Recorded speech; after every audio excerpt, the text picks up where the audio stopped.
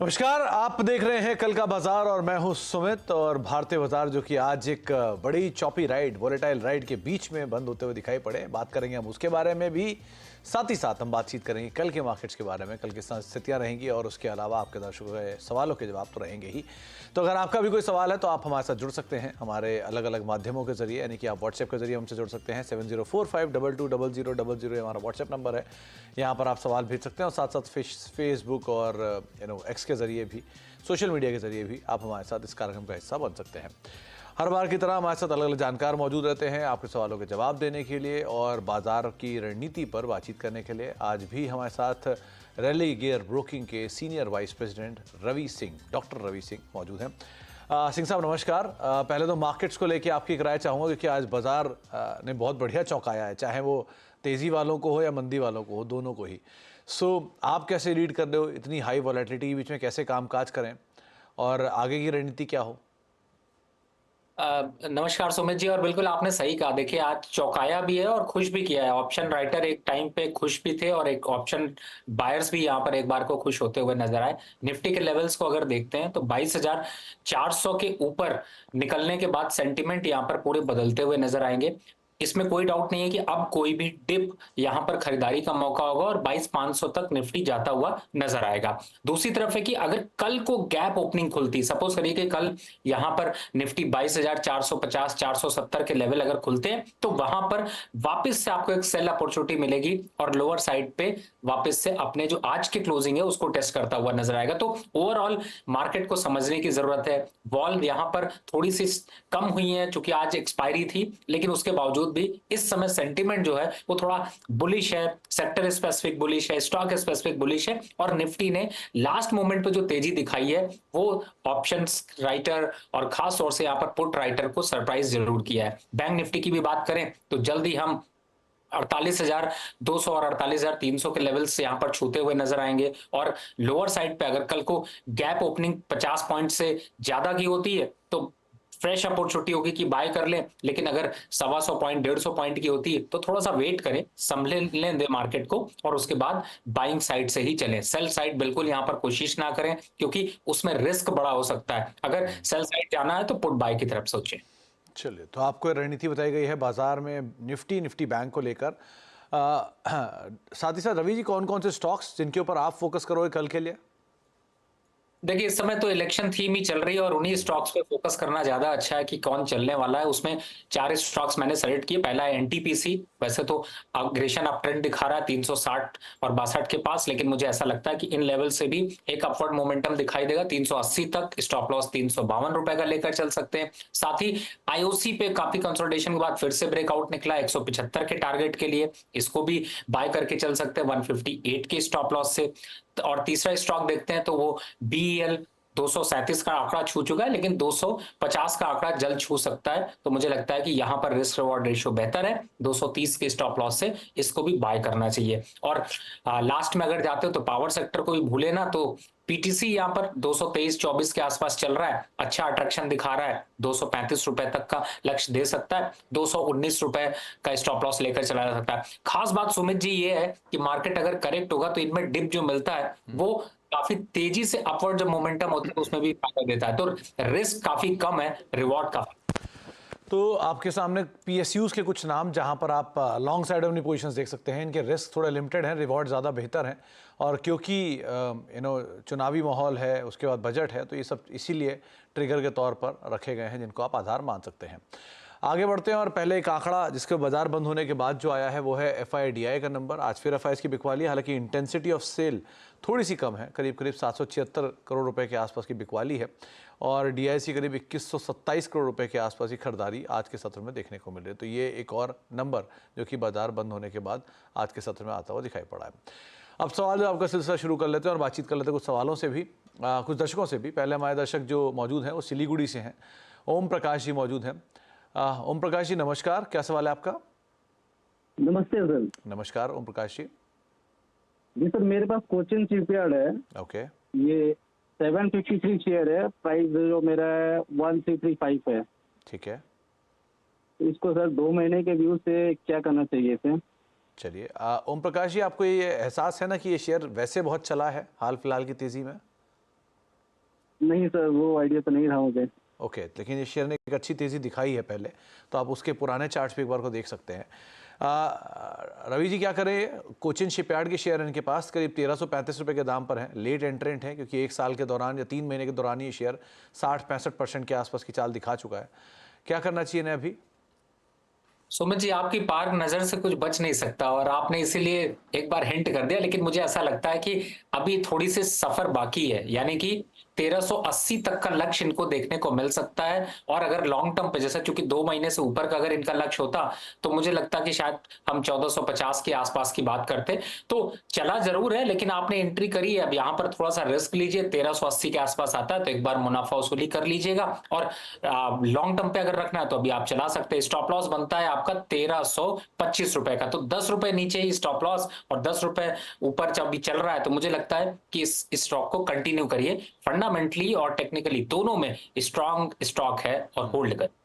तो फिलहाल आप बने रहें, और डॉक्टर साहब मान रहे हैं कि शायद अभी भी तेज़ी इसमें और कंटिन्यू करेगी, तो आप अकॉर्डिंगली इसमें अपनी पोजीशंस को होल्ड कर सकते हैं। अब पटना चलते हैं, वहाँ पे मनीष कुमार जी मौजूद है हमारे साथ। मनीष जी नमस्कार, क्या सवाल है आपका? नमस्कार, मेरे पास पीएनबी है जी 3000 शेयर है 134.50 पे। ओके, और कितना समय से और आप उसके बाद और एक एनबीसीसी है और एनएचपीसी है। ओके, पीएसयू में खास वजह मनीष जी, सारे के सारे पीएसयू चुने आपने? ये लॉन्ग टर्म प्रोस्पेक्टिव से लिया है हमने। ओके 1 साल तक कम से कम मिनिमम 1 ईयर होल्ड करना है। ओके, तो इनमें आप अभी भी 1 साल का समय और दे सकते हैं, राइट? बिल्कुल। तो रवि जी, इनके पास पीएनबी है, 134 रुपये 135 रुपये के दाम पर खरीदारी है, और ये शायद वही दाम है जो आज से ठीक 10 साल पहले था, क्योंकि 10 साल के बाद भी ये वही दाम पर पहुंचा है आज। और दूसरी तरफ एनबीसीसी है और एनएचपीसी है, तो इन तीनों शेयरों में क्या करें? देखिए, अगर तीनों का कंपैरिजन करें तो इनका एक ही शेयर आपने सुमित जी जो चूज किया वो पुअर निकला, वो है पीएनबी। और पीएनबी में हायर लेवल्स पर एंट्री इन्होंने कर रखी है 134 के आसपास, लेकिन मैं आपको यहाँ पर एक राय दूंगा, पीएनबी से पी में ही चेंज हो जाइए, और चेंज हो जाइए यहाँ पर दूसरा स्टॉक जो है वो है पीएसबी, यानी कि पंजाब एंड सिंध बैंक। सस्ता मिल रहा है, आधा मिल रहा है, डबल क्वांटिटी खरीद सकते हैं, आपके लॉस की रिकवरी भी ज्यादा कर देगा और आपको अच्छा प्रॉफिट भी दे देगा। टारगेट की बात करें तो इस समय 75 का टारगेट और स्टॉप लॉस 52 का, रिस्क रिवॉर्ड रेशियो बेहतर, ज्यादा दमदार स्टॉक, तो पैरेलली चेंज कर लीजिए। और बाकी दो स्टॉक का तो क्या ही कहना, एनबीसीसी है या फिर एनएचपीसी, दोनों जबरदस्त यहाँ पर रनअप दिखा रहे हैं। और मुझे ऐसा लगता है कि एनबीसीसी को पहले देखें तो ये जल्दी हम 170 के टारगेट की बात करेंगे, 2 साल का व्यू है तो 220 के लक्ष्य भी यहाँ पर देखने को मिल सकते हैं। और चार्ट अच्छा है, फंडामेंटल अच्छे हैं, तो फिर क्या निकलना, वेट कर लीजिए। दूसरा एनएचपीसी अभी भी उन लोगों के लिए जो नए दर्शक अभी जुड़े हैं उनके लिए मौका 98 रुपीज पे दे रहा है। 120 का लक्ष्य आपको बहुत जल्द देखने को मिल जाएगा, तो मुझे लगता है 92 के स्टॉप लॉस से कंटिन्यू करिए और काटिएगा नहीं, वेट करिएगा, मल्टी बैगर बनने का इंतजार करिएगा, आपको जबरदस्त मुनाफा देगा, तो वहां 120 का लक्ष्य आ सकता है।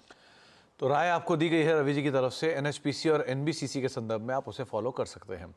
अब आशीष जी से बातचीत कर लेते हैं, दिल्ली से हमारे साथ मौजूद हैं। आशीष जी नमस्कार, क्या सवाल है आपका? हाँ जी नमस्कार। आशीष जी, मैंने BHEL की 30th में से एक कॉल ली है 300 की, एवरेज प्राइस है 19 रुपीज इसी महीने की, राइट? तो हाँ जी, आपने BHEL की कॉल ले रखी है, किस भाव की, किस स्ट्राइक की? 300 की, 300 की। 300 ओके, स्ट्राइक प्राइस की, और प्राइस है 19 रुपीज। ठीक है। डाउन, तो अभी क्या करना है उसमें? ओके। Moving up. दूसरा, और इसमें चलिए वैसे BHEL क्या ही, क्योंकि अब आपके पास समय भी बहुत ज़्यादा है नहीं, करीब करीब 2 हफ्ते अभी यहाँ से बाकी हैं। सो क्या करना चाहिए डॉक्टर साहब? इनके पास BHEL की 300 की कॉल है 19 रुपये के दाम पे, अभी 10 रुपये के आसपास चल रही है। अभी फिलहाल इनके पास 1 हफ्ता एक्टिव, 1 वीक बाकी है, उसके बाद शायद थोड़ा थोड़ा प्रीमियम वाइप आउट होना शुरू हो। आप क्या राय रखते हैं? देखिए, कहीं ना कहीं से थोड़ा तो पोजीशन आपकी ऑकवर्ड हुई है, 9 रुपए ऑप्शन प्रीमियम गिर चुका है और आगे आने वाले टाइम पे और गिर सकता है, और यहां पर आपको प्रीमियम थोड़ा कम हेज हो जाएगा अगर आप इस 10 रुपए का थोड़ा सा रिस्क ले। और 310 वाली कॉल 6 रुपए 95 पैसे चल रही है, इसको 1 क्वांटिटी या 2 क्वांटिटी सेल कर लें, क्योंकि भेल आने वाले 2 हफ्ते में 315 के ऊपर सस्टेन नहीं करेगा। तो आपको अगर 1 क्वांटिटी करते हैं तो आपको यहाँ पर करीब जो है वो 6-7 रुपए मिल जाएंगे, तो आपका लॉस भी रिकवर हो जाएगा और आपको आगे नुकसान भी नहीं होगा। कोशिश करें 1:2 का रेशियो अगर बना पाए तो और बेटर, अगर आपके पास फंड है, जिससे कि आप लॉस की भी रिकवरी यहाँ पर आसानी से कर पाएंगे। तो फिलहाल मेरे हिसाब से 310 का एक कॉल यहाँ पर आप सेल कर सकते हैं, तो आप उसको कर लीजिए, पोजीशन आपकी हेज हो जाएगी और टाइम वैल्यू के साथ, टाइम डीके के साथ आपको वो मुनाफा यहाँ पर मिल जाएगा। आपको एक राय रवि सर की तरफ से दी गई है, आप उसके हिसाब से अपनी रणनीति बनाइएगा। अब देवघर चलते हैं, झारखंड, जहां पर भरत कुमार साहब हमारे साथ मौजूद हैं। भरत जी नमस्कार। भरत जी सुन पा रहे हैं आप? चलिए, शायद संपर्क नहीं हो पा रहा है। इनका सवाल है श्रीराम फाइनेंस को लेकर। इनके पास इसकी पोजीशंस हैं, तो क्या करना चाहिए? रीसेंट एंट्रेंट डॉक्टर साहब, ये निफ्टी में करीब 45 शेयर हैं, इन्हीं खरीदारी से थोड़ा सा ऊपर है, अभी क्या करें?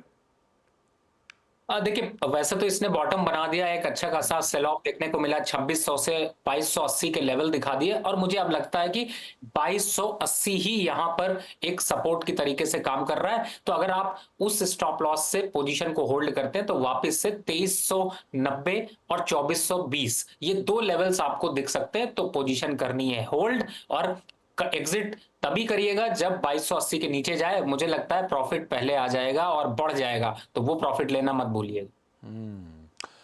तो श्रीराम फाइनेंस को लेकर रणनीति आपने सुनी डॉक्टर साहब की। अब दिल्ली से चलते हैं, वहां पर नीरव शाह सर हमारे साथ मौजूद हैं। नीरव जी नमस्कार, क्या सवाल है आपका? नमस्कार, मेरे पास अदानी विलमार के 470 के प्राइस के 300 शेयर है। 470, राइट? हाँ, और रिलायंस पावर के 37 के प्राइस के 325 शेयर है। ओके। तो इसमें क्या किया जाए? इसमें दोनों में घाटा तो है। तो ये खरीदारी कब की है नीरव सर? 2 साल हो गया। 2 साल हो गया।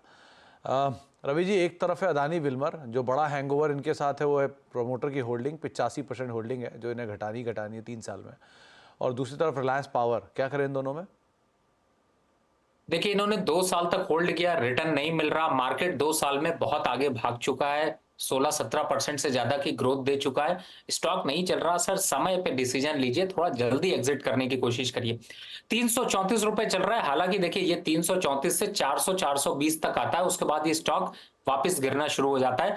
अभी खड़ा है लोअर बैंड पे, स्टॉप लॉस लगा लीजिए 320 रुपए का, उसके नीचे बंद होता है, एग्जिट कर जाइएगा, मत सोचिएगा। कई स्टॉक्स आपको यहाँ पर सीएनबीसी पे दिए जाते हैं जो चलते हैं, उनमें कोई भी स्टॉक पे चेंज कर लीजिएगा। ये मैं आपको जो स्ट्रैटेजी बता रहा हूं उसको बिल्कुल फॉलो करिएगा। दूसरा, अगर अप साइड में मोमेंटम आता है, 420 के आसपास आता है, तो सीएनबीसी में सुमित भाई को फिर से परेशान कर लीजिए और पूछ लीजिए कि क्या करना है, एग्जिट करना है या फिर बुक करना है। दूसरा, आपने रिलायंस पावर देखिए, वो भी आपको थका रहा है और आपने जहां पर एंट्री करी एक बार लोअर मौका मिला, लेकिन इन लेवल से अभी फिलहाल बहुत बड़ा सफर नहीं दिखाई देता। तो मुझे लगता है कि इस स्टॉक को में बहुत ज्यादा कुछ उलझन नहीं है, थोड़े दिन और पड़ा रहने दीजिए, शायद 32-32 के आसपास आ जाता है, तो एक बार रिव्यू ले लीजिएगा, पूछ लीजिएगा, तब तक 22 रुपए का स्टॉप लॉस एक डाल लीजिए। तो 22 रुपए का एक स्टॉप लेके आप अभी तो बने रहिए, लेकिन आगे जैसे जैसे रणनीति बने उसके हिसाब से आप कॉल लीजिएगा। अब पटियाला चलते हैं, पंकज जी वहाँ पे मौजूद है हमारे साथ। पंकज जी नमस्कार, क्या सवाल है आपका?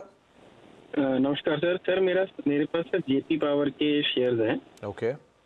मेरे पास सर शेयर्स हैं नियर अबाउट 1690 शेयर हैं, 18 रुपये 55 पैसे पे। ओके। तो सर, मैं इसको लॉन्ग टर्म के लिए होल्ड कर सकता हूँ, तो इसका लॉन्ग टर्म व्यू क्या है? मतलब कि फ्यूचर में अगर 1 साल 2 साल पे होल्ड कर सकता हूँ मैं इसको, लॉन्ग टर्म व्यू क्या है? तो रवि जी, इनके पास जेपी पावर है, 2 क्वार्टर के नंबर तो बेटर आए इस कंपनी के और सस्टेन भी कर रहा है अपनी तेजी को एटलीस्ट, लेकिन अटक जाता है 24 रुपए के आसपास। क्या राय रखते हैं आप? सुमित भाई, आपने लेवल ही बता दिया, 24 रुपए के आसपास आता है तो एक बार को एग्जिट कर लेना चाहिए, बहुत ज्यादा कुछ लंबा सफर है नहीं। अगर आप जेपी पावर या रिलायंस पावर की अभी मैं बात कर रहा था, इन दोनों में बने रहेंगे तो आपका एक सेटिस्फेक्शन पूरा होगा कि आप स्टॉक मार्केट में तो बने हैं, कुछ ना कुछ तो आपने खरीद रखा है, लेकिन वो जो लंबी रैली है ना, जो लंबा मौका है, वो आप कहीं ना कहीं से मिस करते हुए नजर आएंगे। लेकिन फिलहाल स्ट्रैटेजी के लिहाज से बिल्कुल सुमित जी ने जो बताए, 24 रुपए का लेवल आता है, एक बार वापस से राय लीजिएगा, नहीं तो प्रॉफिट बुक कर लीजिएगा। अब कितना गिरेगा? 16 रुपए के नीचे सर ये जाने वाला अभी दिखाई नहीं देता, तो 16 का ही स्टॉप लॉस डाल लीजिए। तो 16 रुपये का एक स्टॉप लेके आप बने रह सकते हैं। 24 के आसपास थोड़े से प्रॉफिट्स बुक कर लें, ज़्यादा बेहतर रहेगा। गौरव कुमार हमारे साथ मौजूद है पटना से बातचीत करने के लिए। कुमार साहब नमस्कार। नमस्कार नमस्कार कुमार साहब, क्या सवाल है आपका? सर, मेरा एक BSc मैंने लिया था 250 शेयर 2600 पे। ओके। और सर, हेलो जी जी सुन पा रहे हैं हम। और सर कोचिंग शिपयार्ड लिया मैंने आज के HL को रिजल्ट को देख के 100 शेयर। तो ये आपने शॉर्ट टर्म के लिए लिया होगा? सर अक्टूबर तक के लिए। अक्टूबर तक के लिए, ओके। तो कोचिन शिपयार्ड पे भी बातचीत हो भी रही थी थोड़ी देर पहले रवि जी से। रवि जी क्या करेंगे कोचिन शिपयार्ड में? और BSc इनके पास 2500 रफली 2600 के दाम पर खरीदारी है, 2800 चल रहा है, क्या करें?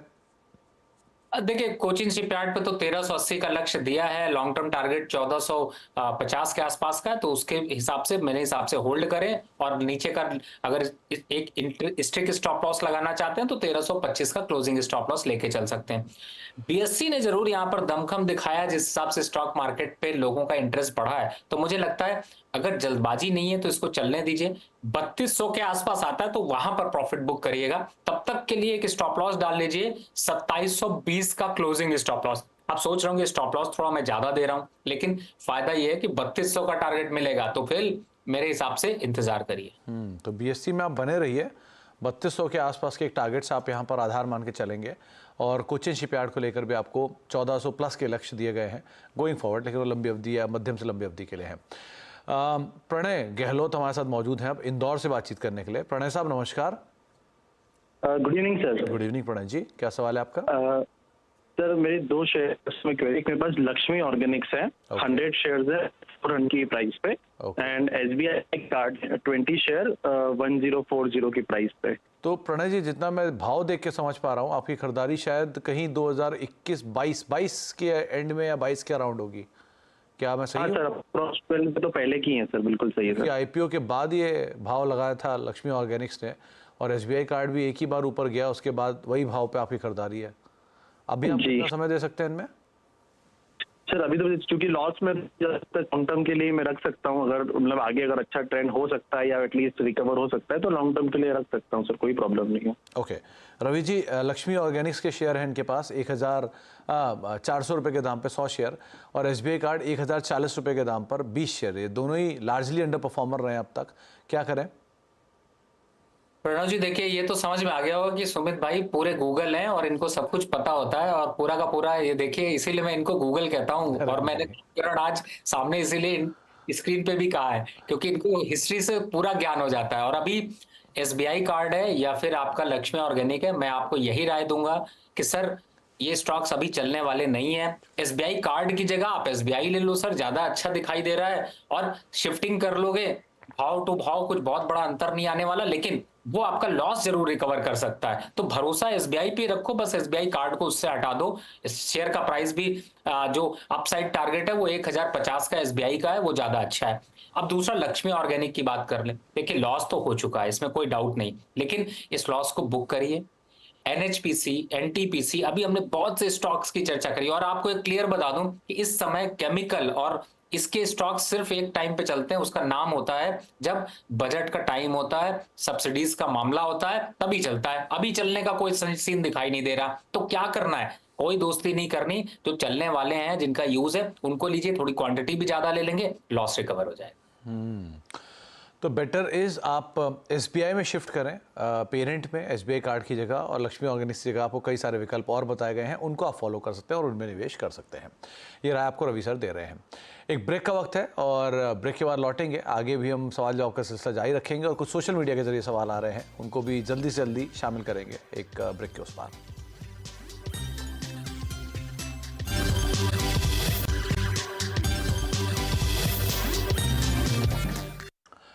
आप देख रहे हैं कल का बाजार, और हमारे साथ बातचीत करने के लिए डॉक्टर साहब मौजूद हैं, डॉक्टर रवि सिंह मौजूद हैं, जिनसे हम चर्चा कर रहे हैं आपके सवालों के जवाबों को लेकर और साथ साथ मार्केट्स को लेकर भी। अब कुछ सवाल जो कि सोशल मीडिया के जरिए आ रहे हैं उनसे बातचीत कर लेते हैं। पहला सवाल आया है पराग अशर साहब का, इनके पास किर्लोस्कर इंडस्ट्रीज के सवाल है का शेयर है, 1270 रुपये के दाम पर खरीदारी, 77 शेयर है। डॉक्टर साहब आज बढ़िया चला है पूरा ग्रुप ही, क्या करना चाहिए इन्हें? सुमित जी, आपने जो स्टॉक चूज भी किया, इन्होंने जो चूज किया है वो एक तरीके से मल्टी बैगर स्टॉक है, अच्छा खासा दम कम है। मुझे लगता है कि अभी भी यहां से एक अपवर्ड मोमेंटम 5 से 8% का बनता हुआ नजर आएगा, यानी कि ये स्टॉक करीब 6500 तक जाता हुआ नजर आएगा। तो जल्दी नहीं करिए, आराम से बने रहिए, स्टॉप लॉस रखिए 6000 रुपए का। शुभम महेश्वरी साहब पूछ रहे हैं कि आईआरबी इंफ्रा 3 साल के लिए कैसा लगेगा और क्या ये इस स्तरों पर उसको खरीदारी कर सकते हैं? बिल्कुल खरीदारी करिए। आईआरबी इंफ्रा के साथ एक और इंफ्रा जोड़ लीजिए जिसका नाम है जीएमआर इंफ्रा, दोनों खरीदारी कर सकते हैं। और टारगेट की बात करें तो आईआरबी इंफ्रा करीब 80 से 82 रुपए का, और जीएमआर इंफ्रा 100 रुपए, दोनों ही अच्छे हैं, दोनों ही खरीदारी कर सकते हैं। देवेश नायर साहब पूछ रहे हैं, इनके पास जेके पेपर के शेयर हैं करीब 365 रुपए के दाम पर, और एनडीटीवी के भी शेयर हैं 800 शेयर 253 रुपए के दाम पर, क्या करें दोनों में? देखिए, सबसे पहले जेके पेपर की बात कर लें। देखिए, पेपर का जितना भी स्टॉक्स का मोमेंटम था वो अब यहां पर थोड़ा सा रुकता हुआ नजर आएगा। तो मेरे हिसाब से इन लेवल्स पर, यानी 350 365 इनके बीच में आता है तो प्रॉफिट बुक कर लीजिए। लोअर साइड पे एक 340 रुपए का स्टॉप लॉस लगा लीजिए, उसके नीचे भी जाता है तो एग्जिट कर लीजिए। बहुत ज्यादा कुछ अपवर्ड मोमेंटम बचा नहीं है। एनडीटीवी की बात कर ले, देखिए इस समय जो मोमेंटम आना था, जो होना था पार्टी, वो खत्म हो चुकी है। अब डायरेक्शन जो है वो चेंज हो रहा है। मुझे लगता है कि यहां पर भी अगर आपके पास स्टॉक है तो एक बार को एग्जिट कर लीजिए। अब लोअर साइड पे अगर देखते हो तो वापस से 170 और 180 रुपए के आसपास की चाल दिखा सकता है। तो मुझे लगता है कि लंबे समय के लिए इसको होल्ड अभी नहीं करना चाहिए। विकास कुमार साहब पूछ रहे हैं, इनके पास ट्राइडेंट के शेयर हैं 1400 शेयर हैं, करीब करीब 39 रुपए के दाम पर इनकी खरीदारी है। छोटी अवधि का इनका नजरिया है, क्या करें? देखिए, ट्राइडेंट ने वैसे तो बड़ा सरप्राइज किया था, लेकिन फिलहाल काफी कंसोलिडेशन पे है और एक डायरेक्शन डाउन है 38 रुपीज का। अगर ट्राइडेंट ही रखना है तो मुझे ऐसा लगता है कि इससे बेटर है मैं साउथ इंडियन बैंक ले लूं यहाँ पर, जो कि 26, 27 और 28 रुपए के बीच में काफी अच्छा कंसोलिडेट कर रहा है। वहां पर लीजिए और इससे एग्जिट हो जाइए। मनीष कुमार साहब पूछ रहे हैं, इनके पास सीडीएसएल के 1400 रुपए के दाम पर 50 शेयर हैं, लंबी अवधि का नजरिया है, क्या करना चाहिए? बिल्कुल लंबी अवधि का नजरिया है और लंबा ही रखिए। टारगेट रखिए इसका 2350 का फिलहाल अभी के मोमेंटम में, और घबराने की कोई जरूरत नहीं। 2000 का एक स्टॉप लॉस लगाकर चलिए, 2350 के आसपास आता है तो सुमित जी हमारे गूगल भाई है, उनको फिर से तंग करिए। चलिए डॉक्टर साहब, बहुत बहुत शुक्रिया हमारे साथ मौजूद रहने के लिए और हौसला अफजाई के लिए भी, दर्शकों के सवालों के जवाब देने के लिए भी, और बाजार पर अपनी राय रणनीति हमारे साथ शेयर करने के लिए भी बहुत बहुत शुक्रिया सर, हमारे साथ मौजूद रहने के लिए। अब एक ब्रेक का वक्त है, ब्रेक के उस पार भी खबरों का सिलसिला लगातार बना रहेगा। फिलहाल इतना ही, नमस्कार।